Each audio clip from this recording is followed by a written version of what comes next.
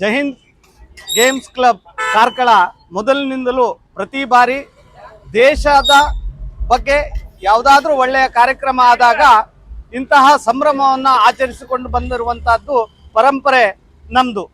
ಮೋದಿ ಭಾರತ ಸರ್ಕಾರದ ಪ್ರಧಾನಿ ಆದಾಗದಿಂದ ಪ್ರಾರಂಭವಾದ ಈ ಕಾರ್ಯಕ್ರಮಗಳು ಇವತ್ತು ಬಂಗಾಲದಲ್ಲಿ ಸುವೇಂದ್ರ ಅಧಿಕಾರಿ ಬಿಜೆಪಿಯ ಮುಖ್ಯಮಂತ್ರಿಯಾಗಿ ಕಾರ್ಯನಿರ್ವಹಿಸಲಿಕ್ಕೆ ಪ್ರಾರಂಭ ಮಾಡಿದ್ದಾರೆ.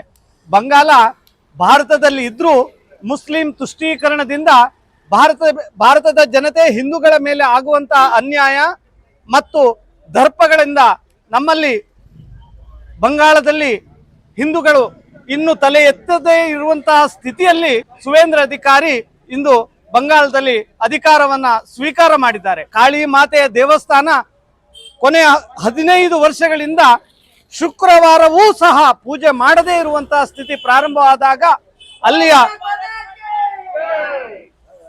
ಅಲ್ಲಿ ಬಿಜೆಪಿ ಸರ್ಕಾರ ಬಂದ ಕೂಡಲೇ ಅದೇ ಗಳಿಗೆಯಲ್ಲಿ ಕಾಳಿ ಮಾತೆಯ ದರ್ಶನವನ್ನ ಪಡೆದು ಪ್ರತಿದಿನ ಅಲ್ಲಿ ನಿರಂತರ ಪೂಜೆಯನ್ನ ಪ್ರಾರಂಭ ಮಾಡುವಂತ ಕೆಲಸ ಪ್ರಾರಂಭವಾಗಿದೆ. ಹಿಂದೂಗಳ ಮೇಲೆ ದಬ್ಬಾಳಿಕೆ ಆಗುವಂತದ್ದನ್ನ ನಿಲ್ಲಿಸಬೇಕು.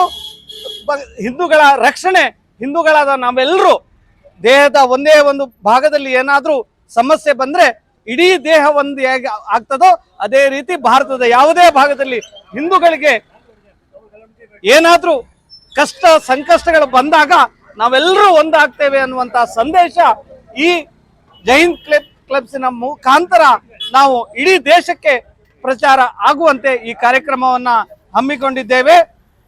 ದೇಶದಲ್ಲಿ ಪ್ರಧಾನಿ ಆಗಿ ನರೇಂದ್ರ ಮೋದಿ ಮುಂದುವರಿಬೇಕು.